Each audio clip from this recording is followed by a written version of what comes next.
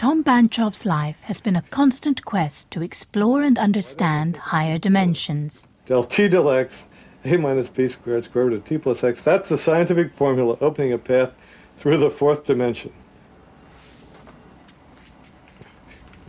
Back in 1948, when I was 10 years old, we knew that the world was going to be different.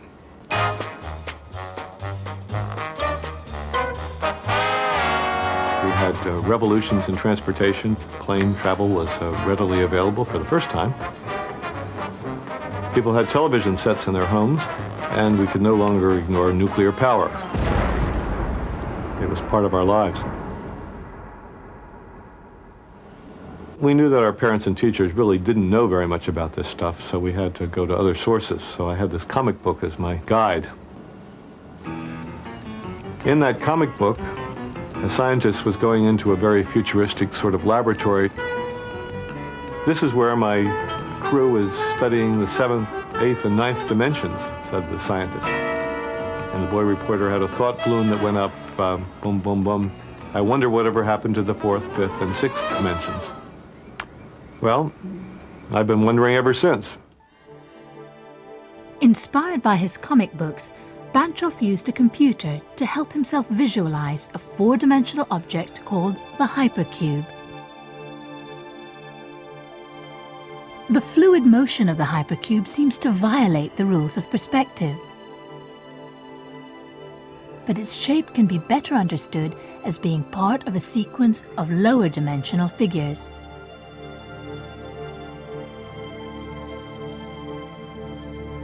Imagine a point in space. If we move the point to create a new point and then connect them, we create a one-dimensional line.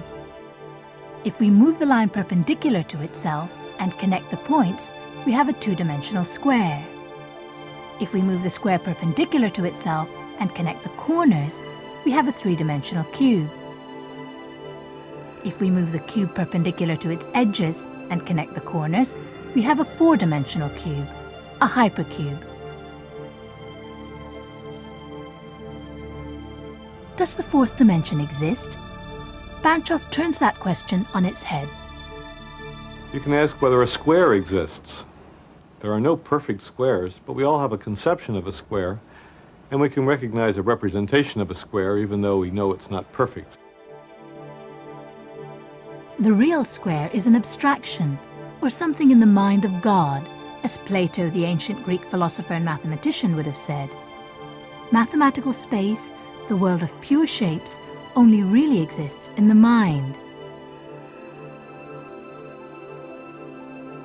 It's a world inhabited by perfect points that have no thickness, just location. Perfect straight lines, perfect squares. Nobody has ever seen a real cube.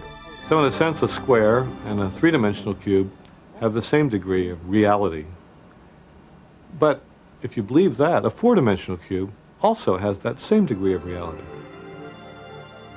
Banchov cannot see the hypercube directly. So what? Even if you couldn't see this cube, you could still come to know it by the pattern of its two-dimensional shadow. So Banchov can study the hypercube by observing it in 3D.